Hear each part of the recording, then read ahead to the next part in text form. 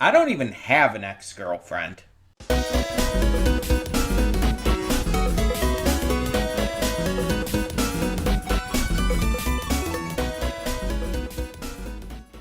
Hey everyone, welcome to Princess to Gay. I'm your host Connie, and today we are here with my blind reaction to two AGC Andy videos because I don't know which one you were talking about, Venom. So, Venom donated for an AGC Andy video, which I've never heard of this channel before either, um, called My Ex-Girlfriend is Crazy.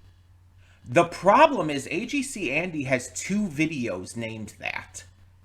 Literally, the only difference between the two videos' titles are one of them has quotation marks around it. That's literally it. Otherwise, they are both exactly the same. And so I had no idea which one you were talking about, Venom, so I'm just doing both. They're super short, anyways. They're like, what, 5 minutes combined? Something like that. Maybe not even. I don't even, probably not even. So they're really, really short. And so that's why I decided to do both of them today, because otherwise, I didn't know what else I would kind of combine this with. um, so we're doing both of these. Um, I don't know really what to expect. Like, I guess they're gonna be like maybe skits, maybe stories, something about an ex-girlfriend being crazy. Now, like I said in the cold open, I have had a really pitiful dating life. I have been on like only a few dates in my life, and none of them went anywhere. I went on one date with a girl a while back, long time ago, and that just didn't go anywhere. It was just a single date at a convention, and that's it. And then I went on two dates with the same guy. Um, I believe it was just pre-pandemic, so like 2019, I want to say. And that didn't go anywhere because he ended up being kind of weird, we'll say. I'm not going to go into details, but he said some stuff to other people that was kind of messed up. And it really rubbed me the wrong way. And when I confronted him about it, he kind of like snapped and stuff. Like he didn't like get super angry or anything, but he like just kind of like started making excuses and was acting like he was being persecuted and stuff. And it's just like I'm not even in contact with him anymore because it got really weird and kind of messed up. So, but anyway, which by the way surprised me because he didn't seem like the kind of guy who would do that. He seemed very nice and but not the point. Either way, so I I've never really experienced this. Like that's probably the closest experience I've had to something like this. But I've never had like a true ex. And part of it is definitely my, timidness and shyness in real life. Part of it comes from that because I like have always had a hard time talking to people, and I've, not really been comfortable or, felt okay asking people out. But also it's because, with me being a MAB, assigned male at birth, there is this weird expectation in the world that men, and again, I identified as male for many years, most of my life still. And there is this weird expectation that men are the ones who are supposed to ask you out, and there's all these like standards and um like specificities people look at, and me being overweight was never a good aspect of it. And some of those standards are good, like it's good to have standards to a degree. and to, you know, hold yourself up in a way. You deserve the best, but you know, when one of those standards is just like, oh, I don't like fat people, it's like that's just rude. That's just not okay. That's that's just mean. Stuff like that is not just a standard. It's discrimination. It's bigotry. But unfortunately, it's something I've had to deal with. You know, even before coming out and having to deal with, you know, queer phobic shit, I had to deal with a lot of fat phobic shit. And I think the entire thing, by the way, of the guy having to ask out is just stupid in the first place for a number of reasons. But I also think that like that's also like weird for like certain situations. Like what if it's a gay what if it's gay? It's like who asks the other out? You're both guys. What if it's a lesbian relationship? Neither of you are guys. Or just, you know, sapphic in general. Could be bi women, could be pan women. I don't want to assume there. And what if they're non-binary? Like, there's so many things here where it's like you're either going to have two guys or no guys, and it's like, what happens then? So it's just it's these weird things, and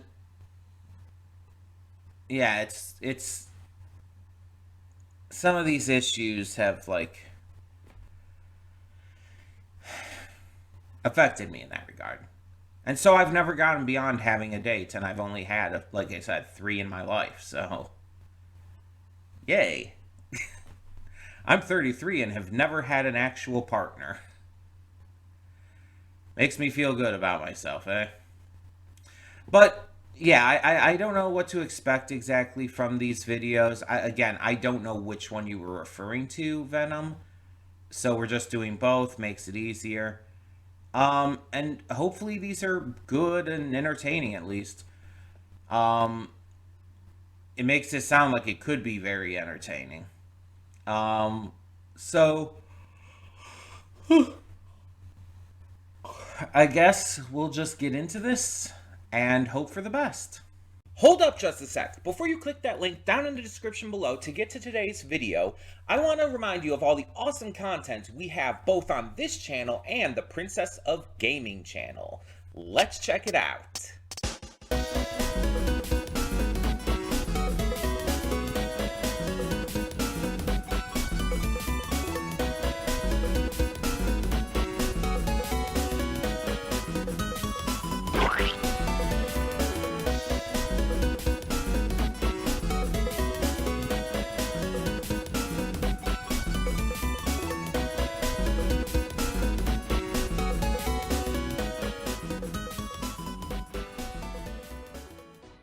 And we are back, and we'll begin with spoilers in 3, 2, 1, now.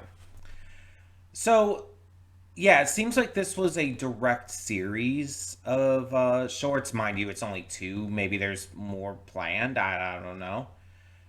But it's interesting that it had that twist in the end, because it's like it went from one extreme kind of to the other. Um, so this guy is like this crazy ex-girlfriend, it seems, and she's accusing him of stuff and cheating and all. And there's like this talk show thing that's involved in it, and everyone sees her as crazy.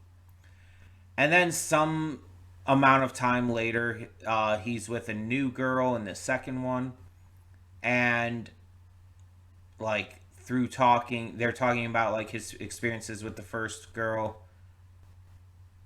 and through that she eventually realizes that, oh no, the first girl was right. He is crazy. He does have the mommy issues.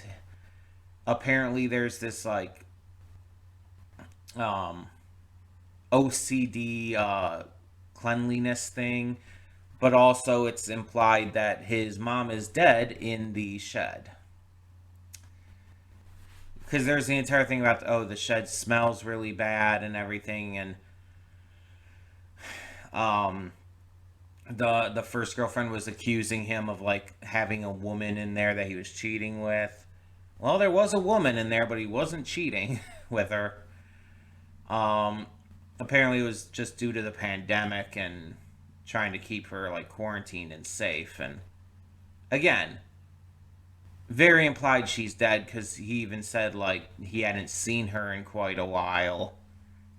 And yeah, yada yada yada.